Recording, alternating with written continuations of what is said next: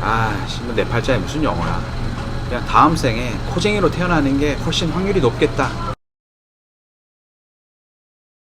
구무스타 허당 김선생입니다. 이제 올해도 얼마 안 남았죠.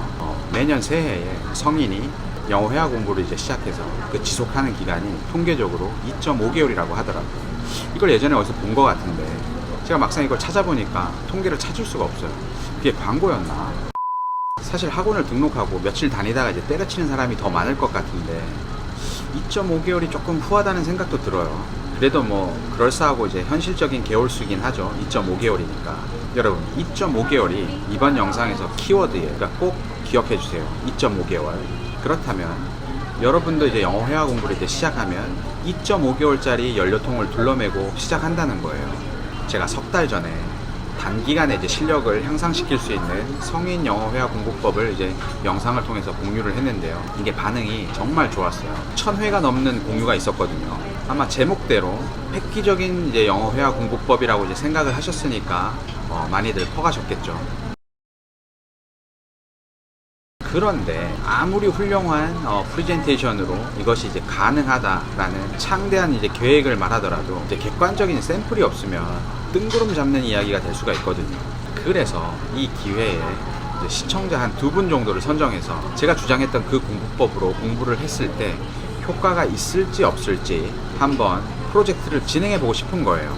물론 제가 유튜브로 얻어들인 수익으로 진행을 할 거고요. 설령 이 방법으로 효과가 있다고 할지라도 이것으로 어떤 이익을 시청자로부터 받을 일은 없다는 점 꼭 명심해 주셨으면 좋겠습니다. 그냥 수익을 좀 나누고자 하는 거예요. 제가 지난달에 좀 돈을 많이 벌었거든요.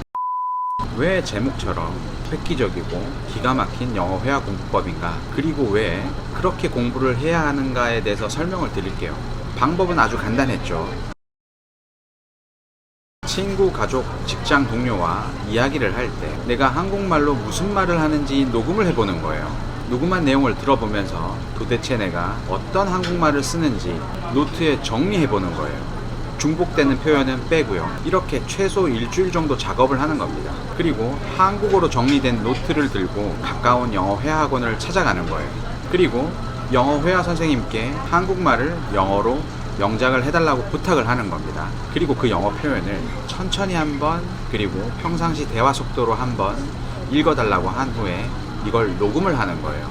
그리고 이걸 들으면서 달달달 외웁니다. 끝이에요. 그러면 결국 내가 하고 싶은 말을 영어로 말할 수 있게 되는 거죠. 간단하죠? 제가 석 달 전 영상에서 이렇게 이야기를 했는데 대부분 공감을 하셨지만 여러 이런 댓글들이 달렸었어요. 어휘를 먼저 외워야 한다. 문법을 먼저 해야 한다. 말을 하려면 듣기를 먼저 해야 한다. 이런 댓글들이 많이 달렸었어요. 이건 어디까지나 제 생각이에요. 저는 비록 효과를 봤지만 다른 분들은 모르겠어요.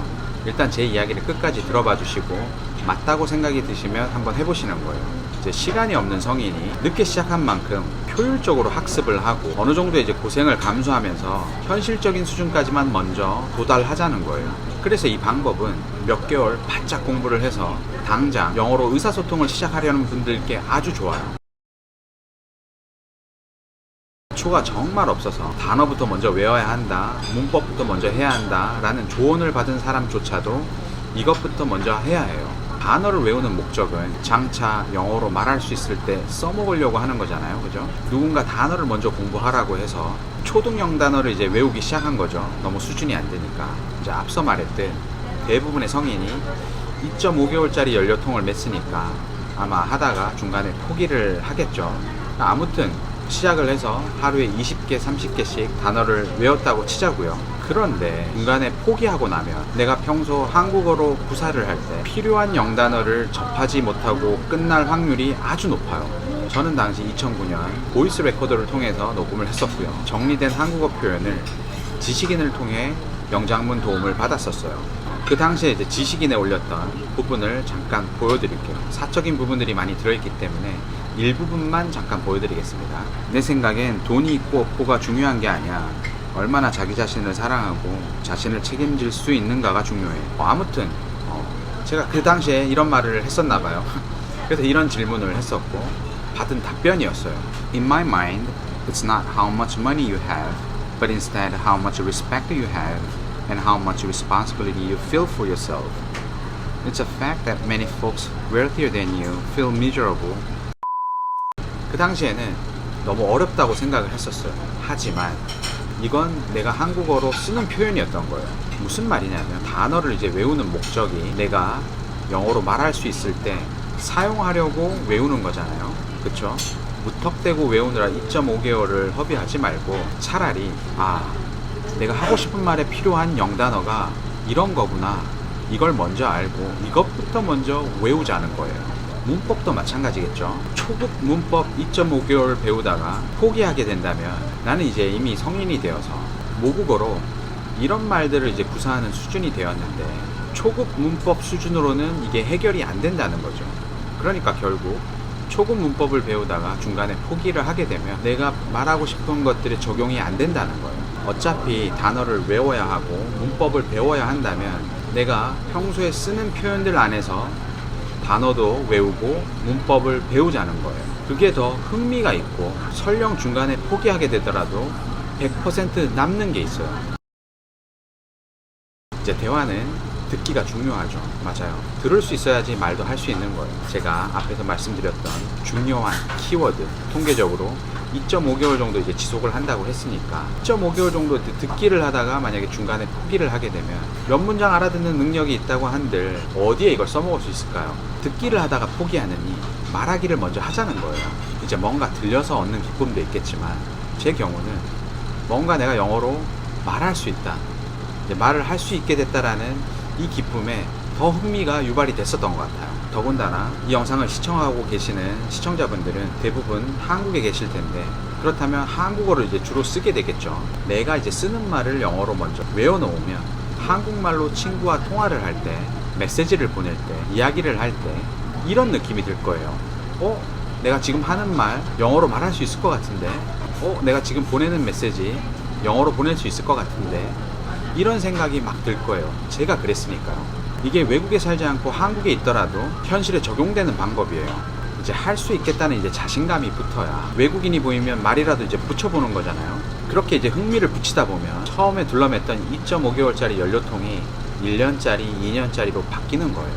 성인에겐 현실이라는 게 존재해요. 그러니까 통계에서 말하듯 2.5개월이 이걸 대변하는 거잖아요. 그죠? 내가 40년, 50년 살아오면서 영어 못한다고 어디 가서 개망신을 당하거나 회사에서 퇴출을 당하거나 하던 사업이 기울거나 이런 일들은 일반 사람들에겐 거의 없거든요. 40년, 50년 문제없이 왔는데 영어야 또 못한다고 또 무슨 일이 일어날까요? 그런 일은 없거든요. 그러다 보니 올해는 한번 영어야 한번 해봐야 되겠다 라는 충동적인 동기부여가 현실 앞에서는 그냥 버려지는 카드가 되는 거예요. 2.5개월이라는 이 연료통을 달고 있으면 중간중간에 이거 될 것 같은데, 가능할 것 같은데 하는 이런 연료 주입이 지속적으로 되지 않으면 의욕에 그냥 불타다가 그냥 영어 못해도 전혀 불편함이 없던 현실로 돌아가는 거예요. 그 마음속엔 내 팔자에 무슨 영어야, 그냥 다음 생에 코쟁이로 태어나는 게 훨씬 확률이 높겠다, 뭐 이러면서 포기를 하는 거죠. 그러니까 이것의 반복이에요. 똑같은 방법으로 똑같은 실패를 하고 또 똑같은 방법으로 또 재도전을 하고, 이거 반복인 거예요. 돈 얼마나 아까워요. 그죠? 그리고 남는 게 없어요. 그러니까 중간에 포기를 하더라도 반드시 우리에겐 남는 게 있어야 돼요. 우리에겐 시간이 별로 없거든요. 가장 중요한 거는 내가 한국어로 평상시 어떤 말을 하는지 아는 게 가장 중요해요. 이걸 안다는 건 결국 영어로도 그 말을 하게 될 거라는 걸 미리 알게 되는 거거든요. 그래서 이 과정만큼은 스스로 하는 게 핵심이에요. 이번 영상을 보시고 대부분 힘들어 하시는 부분이 방법은 좋은데 이걸 막상 일상에서 녹음을 하자니 조금 그런데 이거 어디서부터 시작을 해야 될지 막막해 하시는 분들이 계실 거예요. 그래서 제가 고민을 해봤어요.